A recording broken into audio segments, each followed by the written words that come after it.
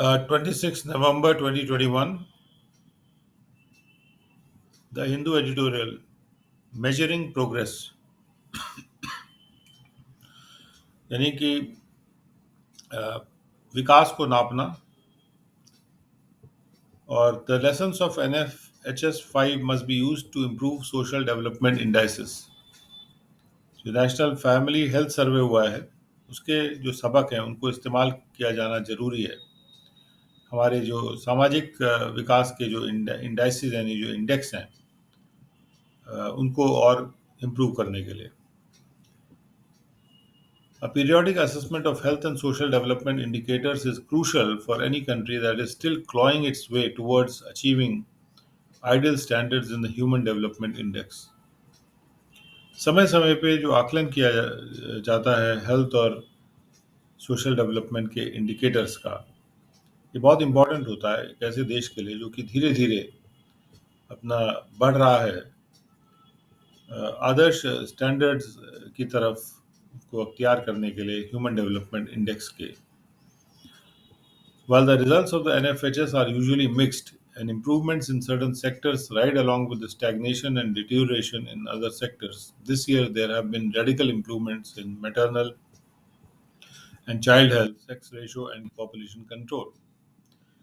जबकि national family health survey के जो रिजल्ट्स हैं वो आमतौर पे मिक्स रिजल्ट होते हैं, कुछ अच्छे होते हैं, कुछ खराब होते हैं, और जो कुछ सेक्टर्स में जो चंद सेक्टर्स में इम्प्रूवमेंट्स हैं उसके साथ साथ जो है दूसरे सेक्टर्स में स्टैग्नेशन रहता है या गिरावट आ जाती है, या तो रुकावट होती है. लेकिन इस साल में क्या हुआ है कि काफ़ी रेडिकल इम्प्रूवमेंट हुए हैं, सुधार हुए हैं मैटरनल और चाइल्ड हेल्थ में, मदर और चाइल्ड हेल्थ में. सेक्स रेशो में भी सुधार बहुत हुआ है और पॉपुलेशन कंट्रोल में भी काफ़ी सुधार हुआ है. A greater proportion of births than ever before is now happening in institutions. More children in 12 to 23 months age group have received their vaccination. And most interestingly, India has achieved a total fertility rate of 2.0, dropping further from the figure of 2.2 during NFHS 4, indicating that India has contained the population explosion. ज़्यादातर मात्रा में जो birth हो रहे हैं यानी पैदा हो रहे हैं बच्चे, वो इंस्टीट्यूशन में पैदा हो रहे हैं, घर में नहीं हो रहे हैं पहले के मुकाबले में. और ज़्यादा बच्चे जो हैं वो 12 से 23 मंथ्स के एज ग्रुप के हैं जिनको वैक्सीनेशन मिल चुका है. और सबसे दिलचस्प बात तो यह है कि भारत ने कुल फर्टिलिटी रेट 2.0 की हासिल कर ली है, जो कि 2.2 के फिगर से और भी ज़्यादा ड्रॉप कर चुकी है, जो पहले फिगर थी NFHS 4 की, यानी फर्टिलिटी रेट अब गिर गई है. और इससे ये इंडिकेशन मिलता है कि भारत जो है अपने पॉपुलेशन कंट्रोल एक्सप्लोजन को उसने कंट्रोल कर लिया है, कंटेन कर लिया है, यानी थोड़ा सा उसने उसको सीमित कर दिया है. Policies, some even coercive, as in the case of the family planning sector, seem to have borne fruit years after they were implemented. जो नीतियां हैं कुछ तो बहुत ज़बरदस्ती करने वाली नीतियां भी हैं, जैसे कि फैमिली प्लानिंग सेक्टर में है. और इन नीतियों ने ऐसा लगता है कि ऐसा प्रतीत होता है कि इसका अच्छा फल मिला है कई सालों के बाद, जब वो इम्प्लीमेंट हुई थी उसके बाद में. While gender ratio has for the first time recorded more women per thousand men, gender ratio at birth in the last 5 years still underlines the persistence of a deep-rooted son preference, one that is to be countered through policy and law. जबकि जो gender ratio है वो पहली बार उसने हर 1000 आदमियों पर ज़्यादा औरतें को रिकॉर्ड किया है. लेकिन जो बर्थ पे जो जेंडर रेशो है पिछले 5 सालों में, वो अभी भी ये बात अंडरलाइन कर रहा है कि जो बहुत गहरे रूट्स वाला एक लड़कों के लिए जो प्रेफरेंस है, पक्ष लड़कों के लिए जो चॉइस है वो बना हुआ है, परसिस्ट कर रहा है. एक ऐसी चीज़ है ये जो कि इसको कि जिसका अपोजिशन करना चाहिए, वो नीति से भी और लॉ के द्वारा भी। There are other areas too, especially in the case of childhood nutrition, where marginal gains in, say, wasting and severe wasting are deemed insufficient and require renewed corrective efforts. और भी दूसरे एरियाज हैं, खासतौर पे childhood nutrition के case में, जहाँ पर जो थोड़े बहुत फ़ायदे हुए हैं वेस्टिंग में और सीवियर वेस्टिंग में, यानी जो वेस्टिंग में जहाँ पे एक स्टैंडर्ड है, जैसे कि न्यूट्रिशन बहुत कम मिल रहा है उनको, और तीव्र वेस्टिंग के जो में जो फ़ायदे मिले हैं, मार्जिनल मिले हैं, वो अपर्याप्त प्रतीत होते हैं। और ज़रूरत ये है कि हम अपने करेक्टिव एफर्ट्स को फिर से उनका नवीनीकरण करें। जो the impact of the pandemic में also be noted, the disruption it cause to services such as balance nutrition for children must be acknowledged, while this set of circumstances underscores the need for building resilient and fortified systems capable of delivering in the most trying circumstances. Pandemic का impact जो है, इसको भी note किया जाना ज़रूरी है। जो सर्विसेज को डिसरप्शन कॉज किया था, जैसे बैलेंस न्यूट्रिशन को जो डिस्क्रप्शन हो गया था, जो पोषण बैलेंस पोषण का जो डिसरप्शन हो गया था बच्चों के लिए, इसको स्वीकार करना चाहिए। जबकि ये जो परिस्थितियों का सेट है, वो ये इस बात को अंडरस्कोर कर रहा है, अंडरलाइन कर रहा है कि ज़रूरत ये है कि हम अ, ऐसे सिस्टम बनाएं जो कि रेजिलिएंट हो, यानी कोई भी गिरावट को रोक के रखें, और फोर्टिफाइड हो, यानी मजबूत हों, और वो सबसे चुनौतीपूर्ण परिस्थितियों में भी डिलीवर करने के काबिल हों। Having measured blood sugar and hypertension in the population for the first time, NFHS 5 highlighted the looming threat from lifestyle diseases. Blood sugar को मेजर और हाइपरटेंशन को मेजर करने के बाद पॉपुलेशन में पहली बार जो किया गया है, NFHS 5 ने हाईलाइट किया है कि लाइफस्टाइल डिजीज़ की हमारे सामने बहुत ही ऊंची खड़ी हुई थ्रेट है, यानी खतरा है। The massive exercise that covered this year over 6 lakh households across the country aims at providing data that will help shape the policies in a manner that will correct deficiencies and ensure equitable access to services, particularly those with impact on social determinants that improve the quality of life. ये जो NFHS 5 की जो exercise थी, बहुत ही massive थी, बहुत बड़ी exercise थी इस साल में, और इसने 6 लाख हाउस होल्ड को कवर किया था पूरे देश में। और इसका लक्ष्य ये है कि हम डेटा प्रोवाइड करें जो कि हमारे नीतियों को शेप कर सके एक ऐसे मैनर में जो कि डेफिशिएंसीज को, कमियों को करेक्ट करेगा, और सर्विस के प्रति सब लोगों का बराबर एक्सेस को, पहुंच को सुनिश्चित करेगा, खास तौर पे उन लोगों के लिए जिनके ऊपर जिनका इम्पैक्ट है सोशल डिटर्मिनेंट्स पे, जो कि लाइफ की क्वालिटी को बढ़ाते हैं उन सर्विसेज पे। The state level indices are also released to provide comparisons, but also to allow states to launch course correction or to be inspired by success stories in other regions. State के level के जो index हैं उनको भी release किया गया है कि राज्यों में क्या स्थिति है, जिससे कि कंपैरिजन मिल सके सेंटर और स्टेट के बीच में, और एक स्टेट से दूसरे स्टेट के बीच में, बल्कि इसलिए भी कि हम स्टेट्स को अलाउ करें कि वो अपना रास्ते को ठीक करें, कोर्स करेक्शन को लॉन्च करें, या फिर वो इंस्पायर हों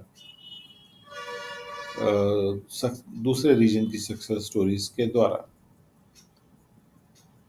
inputs on marriage and fertility,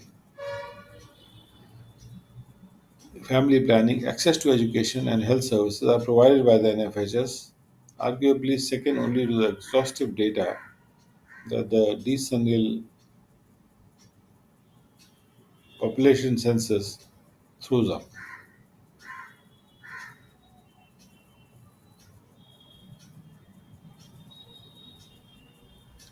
जो मैरिज और फर्टिलिटी के जो इनपुट्स हैं और फैमिली प्लानिंग के जो इनपुट्स हैं और जो एजुकेशन और हेल्थ सर्विसेज के प्रति जो एक्सेस है उसके इनपुट्स एनएफएचएस ने प्रोवाइड किए हैं। एनएफएचएस प्रोवाइड करता है। और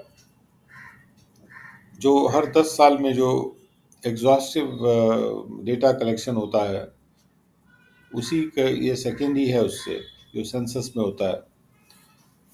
States need to treat it as such, and while they might dispute some assessments, the greater idea is to recognize it as a matrix to work on to improve the development indicators further. और states के लिए ज़रूरत है कि वो उसको उसी तरह से देखें कि ये मतलब काफ़ी इम्पोर्टेंट मतलब है, क्योंकि वो जो बहुत ही एग्जॉस्टिव यानी उस पूरा डेटा 100% डेटा जो कलेक्ट होता है डिसेनियल सेंसस में, यानी 10 साल सेंसस में, उसके मुकाबले में ये सेकेंड ही आता है। केवल उससे सेकंड है, यानी बाकी बहुत अच्छा डेटा कलेक्ट हो रहा है। और उसी तरह से इसको देखा जाना चाहिए स्टेट्स के द्वारा, एक मैट्रिक्स के रूप में देखा जाना चाहिए जिस पे हम काम कर सकते हैं आगे। और इससे कि हम जो हमारे डेवलपमेंट इंडिकेटर्स हैं उनको और फर्दर डेवलप कर सकें, इम्प्रूव कर सकें, सुधार ला सकें। Meanwhile, the center too must not treat it as a mere stock taking exercise, but harness the opportunities the NFHS provides for launching reform or reassessing certain policies without using it as a political tool in a federal setup. और इसी बीच में centre को भी इसको ऐसे नहीं treat करना चाहिए जैसे केवल आप आंकड़े इकट्ठा कर रहे हैं और पता लगा रहे हैं क्या हो रहा है, लेकिन बल्कि इसको इस तरह से इसका फ़ायदा भी लेना चाहिए इन मौक़ों का, कि जो मौके हमें एनएफएसएस दे रहा है, और इससे हमको रिफॉर्म लॉन्च करने चाहिए या कुछ नीतियों को भी दोबारा से उनका आकलन करना चाहिए, बिना इसको पॉलिटिकल टूल की तरह यूज़ करके या एक ऐसे यूज़ करके कि पॉलिटिकल टूल में फेडरल सेटअप में एक टूल है, उस तरह से ही केवल यूज़ नहीं करना चाहिए बल्कि रिफॉर्म लॉन्च करने चाहिए।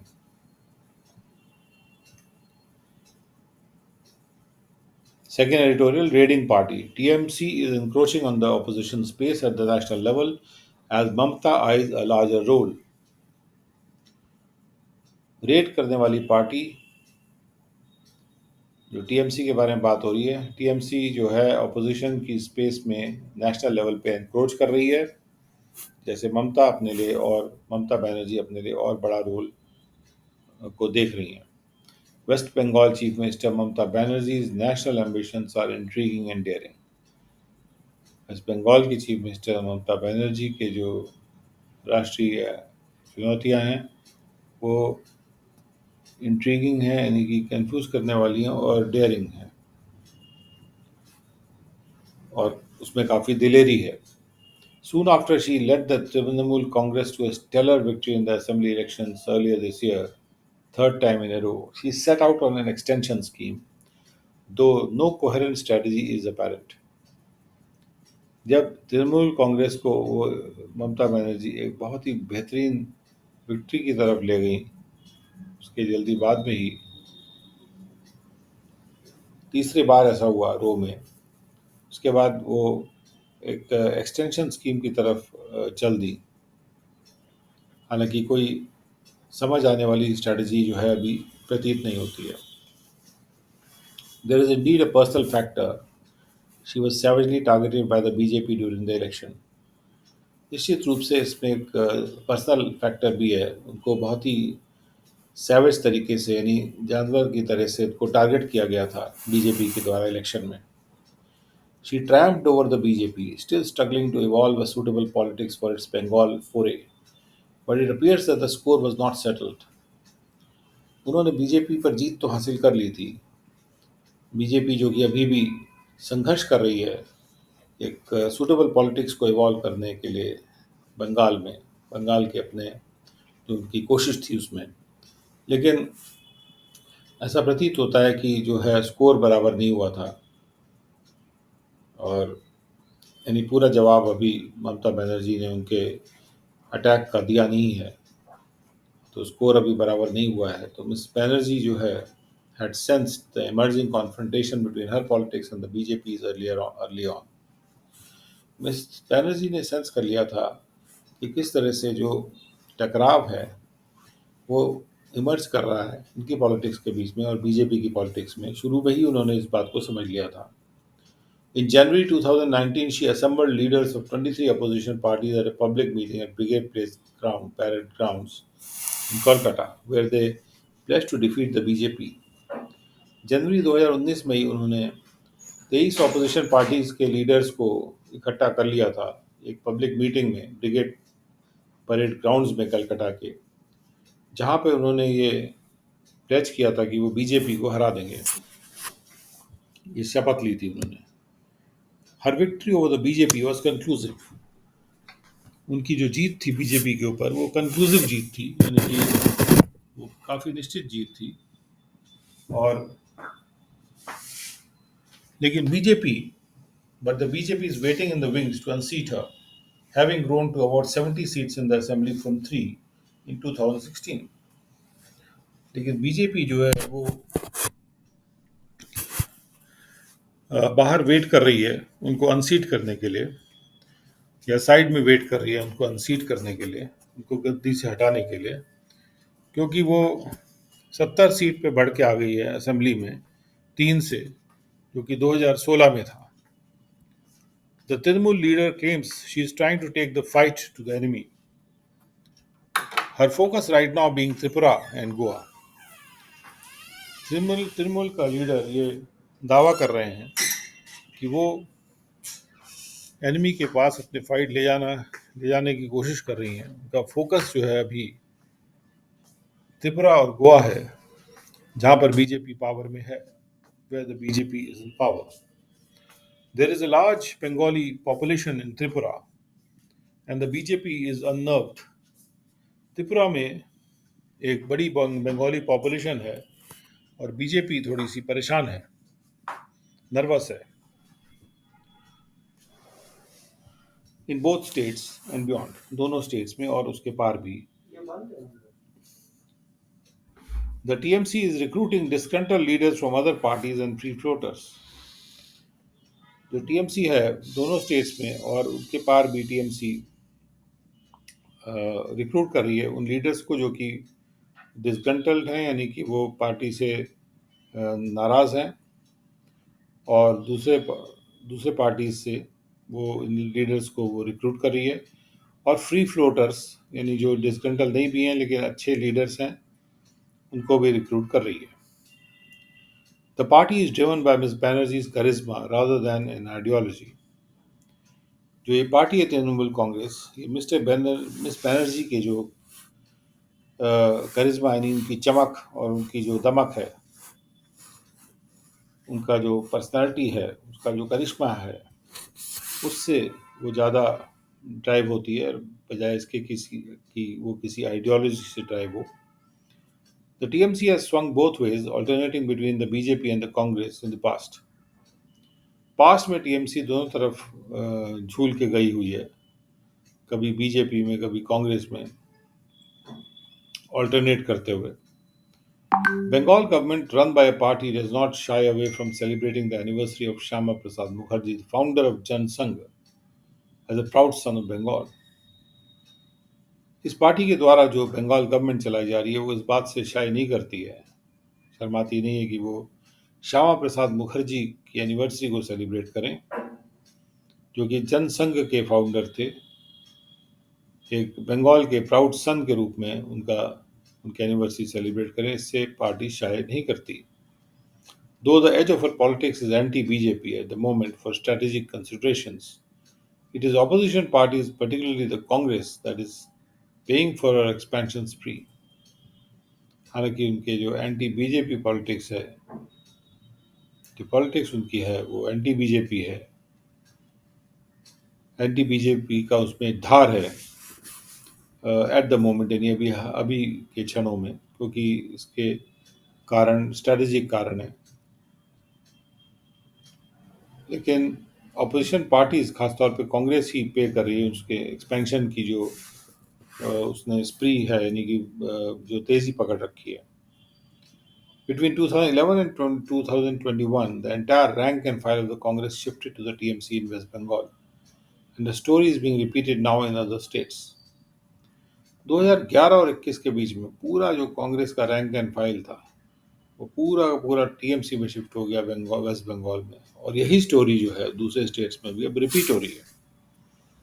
On Wednesday, 12 of the 17 Congress MLAs in Meghalaya joined the TMC. Wednesday को कांग्रेस के जो 17 एमएलए हैं उनमें से 12 एमएलए ने बंगाल में, मध्य प्रदेश में ज्वाइन कर लिया था टीएमसी को। Sushmita Dev and Luizinho Faleiro, defectors from the Congress, are central to the TMC plans in Tripura and Goa, respectively.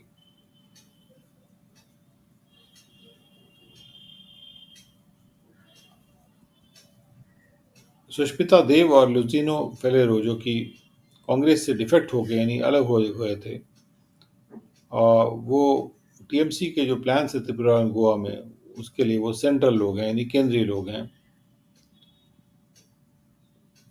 जो कि सुष्मिता देव केंद्रीय हैं त्रिपुरा में और लुजिनो फेलेरो केंद्रीय हैं गोवा में।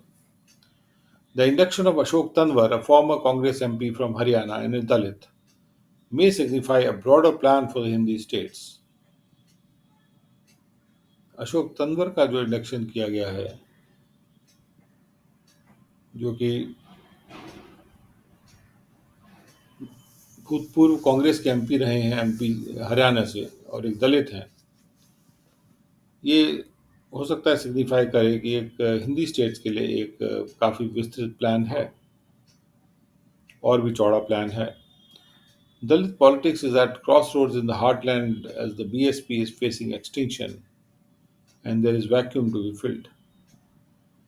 दलित पॉलिटिक्स जो है वो क्रॉस रोड पर है,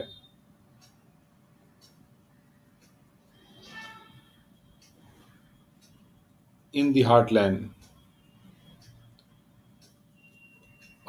में as the BSP is facing, क्योंकि बीएसपी जो है एक्सटिंक्शन फेस कर रही है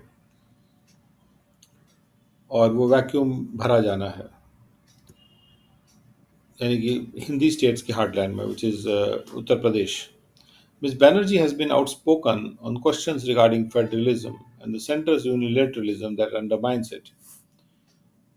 मिस बैनर्जी काफ़ी खुल के बोल रही हैं उन सवालों पे जो कि फेडरलिज्म से संबंध रखते हैं और सेंटर का जो कि यूनिलेटरलिज्म पे, कि सेंटर जो है स्टेट से बात नहीं करता है, डिसीजन ले लेता है, जिससे फेडरलिज्म जो है अंडरमाइन होता है, यानी उसकी कीमत कम हो जाती है, वो दब जाता है।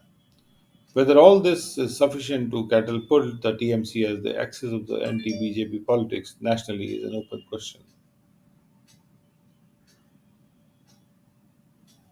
तो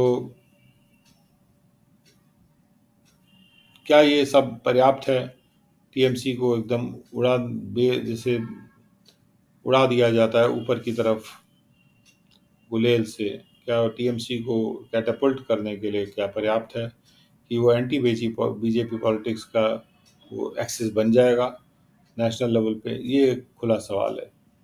eight the moment the TMC challenge is less to the BJP and more to the Congress. अभी के क्षणों में टीएमसी की जो चुनौती है वो बीजेपी से